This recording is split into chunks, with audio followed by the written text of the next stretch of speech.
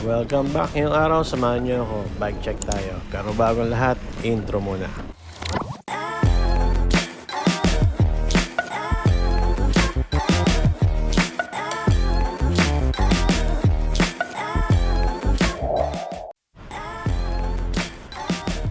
Yung habang wala pa tayo nakaschedule na long ride, mag-bike check muna tayo. May mga nagtatanong kasi sa FB page natin regarding dito sa ginagamit kong bike. Follow mo rin ako sa Facebook page natin ay dyan sa gilid. Lagay ko na rin sa description. Ikot lang tayo dito sa Neapolitan saglit, tapos i-bike check na natin itong ginagamit natin, Traction Atlas.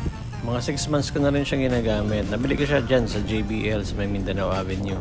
Panoodin nyo yung Traction Atlas Test Ride Part 1 dyan sa taas ng video. Lagay ko rin sa description. Doon ko kinuwento kung paano ko siya nabuo at nabili. At simulan na natin. Let's go! At ito yung ginagamit natin bike. Traction Atlas, size small, chromoly steel. Pati yung fork, chromoly steel din yan.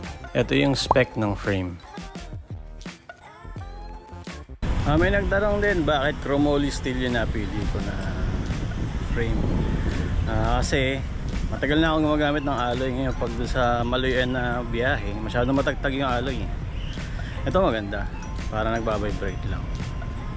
Yun lang medyo may kabigatan. Tsaka kailangan mo lang talagang linisin kasi kaya nakakalawang to eh.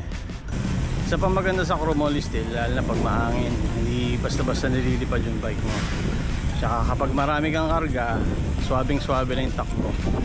Ang drivetrain natin, Jore 2x. Kung bakit 2x, may video ko dyan sa taas. Lagi ko rin sa description. Crankset natin, 3626. Yung crank arm, 170.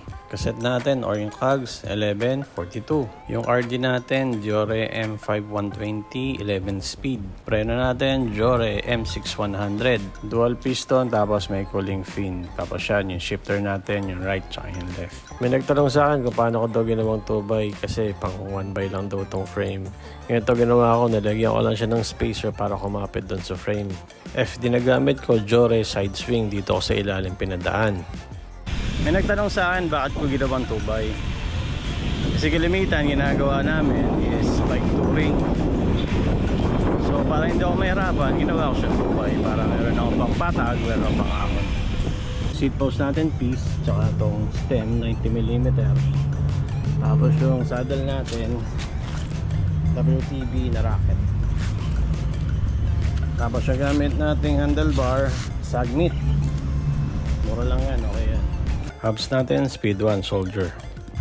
Gulong niya, Icon 37.5. Tapos itong rims, galing pa to sa lumang Merida ni Anton. Hindi ko na alam kung anong tatak niya. Tapos mudguard natin, Cepal. Ito, wala naman bibilan na ito. Umano kasi yan. Ito, Nomad yan. Madami pa yan. At mayroon din nagtanong sa akin bakit makapal yung gulong na gamit ko. Kasi dito sa lugar namin maraming lubak.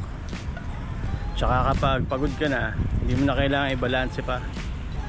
Mas madali i-balance pag makapal yung gulong. Dagdag ko nga pala, yung true axle nito sa harap, ang size niya 12x100mm. Itong hubs na gamit ko, yung Soldier na Speed 1 is 15x100mm. Bumili pa ako sa Shopee nung adapter para maging 12x100 siya. So ayun, yung simple nating bike check. Kung meron pa kayong katanungan, iwan nyo na sa comment section. Subukan natin sagutan. Paano, hanggang sa muli. Maraming salamat. Uwi na ako, malapit na umulan.